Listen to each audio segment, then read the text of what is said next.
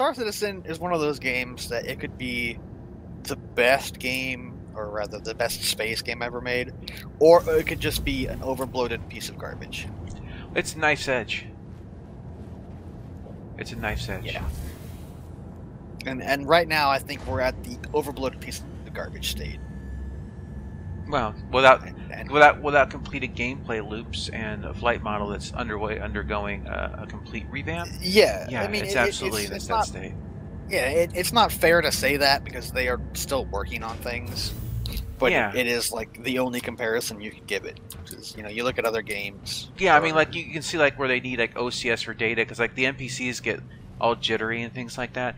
And this is just because once again it's not finished. But look, they actually got NPCs moving around, which is what we did. We didn't have that last year. So it's there's always like that guy's just warping around. Yeah, I see that. That guy. I'm out of here. Okay. So, but yeah, I guess this has got a different layout than it. Oh, look at this. Isn't that cool? So these are all created procedurally and then put into the game with a seed. So yeah, I mean, there's some really interesting things that they're doing, and it's just like they need to get it all working together more or less seamlessly. I've never. And that's the biggest fault. Oh yeah. It's gonna, like I said, if they get the flight model out on the 3.5, well, it's just a dead end. This looks like an FPS level.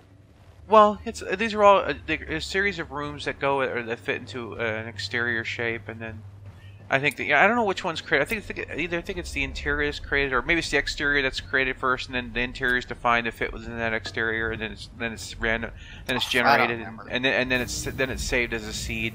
Oh, thanks, dude. Close the door on me. Like me. Anyway, so the point is that they can, technically speaking, if they wanted to, do this with every building in the game, forever.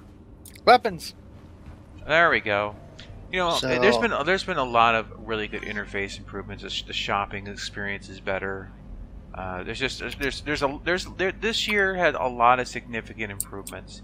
As I say consistently, once they close the gameplay loops, including good flight and good mission structure, the money will come in for the game a lot more once they have people able to do these things more consistently. See, I think the reason the NPCs move around in such a wonky manner is that without having the server-side OCS for data, I think there's just too much trying to be sent back and forth between all of them, and it's causing a delay between what they should, what they need to know. I could be wrong what they on do that. know. Yeah, so it's kind of creates a mess. This should, technically speaking, be probably the fastest freelancer if it's unloaded. You'd hope so.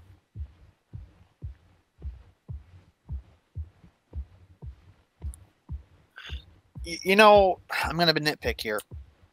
If they wanted this design to be optimal, they would have this big, turny, spinny, rotating thing as close to the engines as possible. That was weird. The ship Well, yeah, I opened the door and then it was sitting too low. It was anyway. So here, you see the turret arms here. People can't get a vehicle in because it hits these.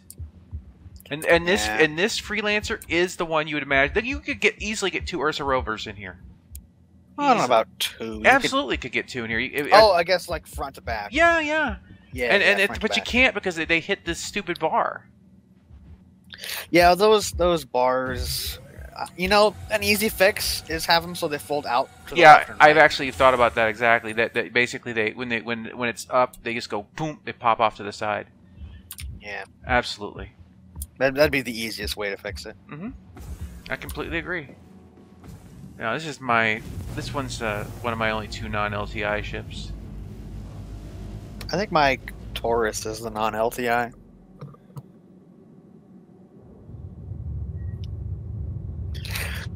Yeah, there's only a few things wrong with the freelancers. Realistically. So you didn't want the armor that was at the station. I mean, because it was medium armor. Okay, so we need to go to and FPS is more deadly than friggin' ship combat.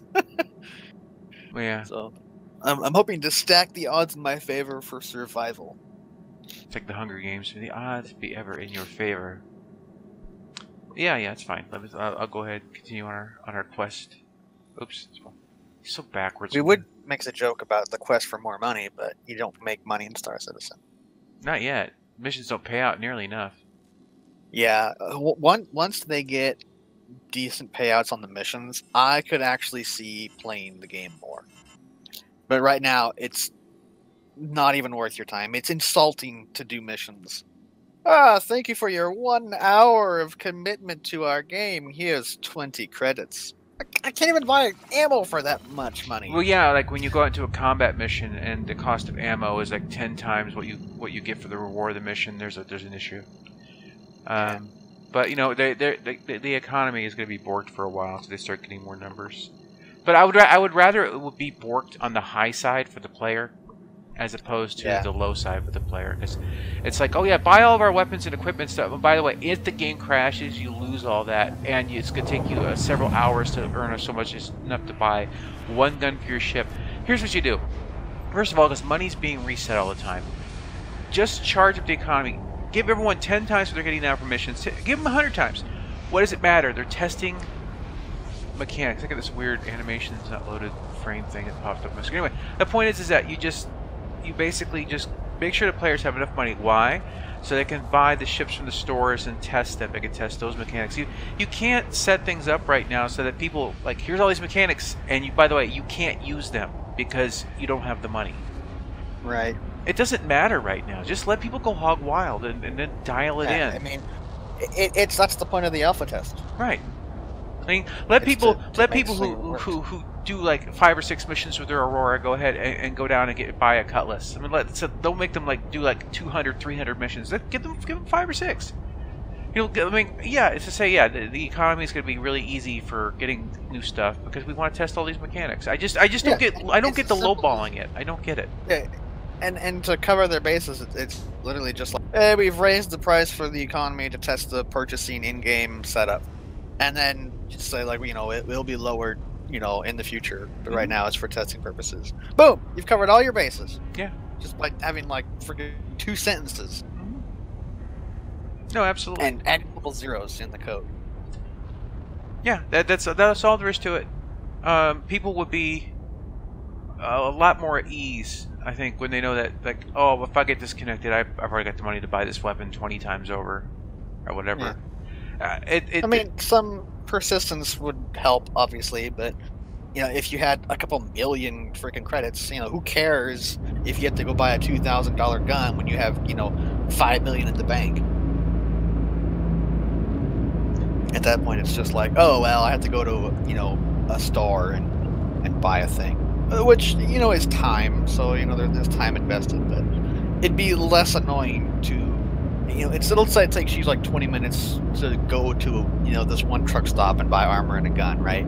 As opposed to like a day to get the money to go to the truck stop and buy the stuff, you know, instead of wasting 20 hours in the game, you know, you're wasting 20 minutes.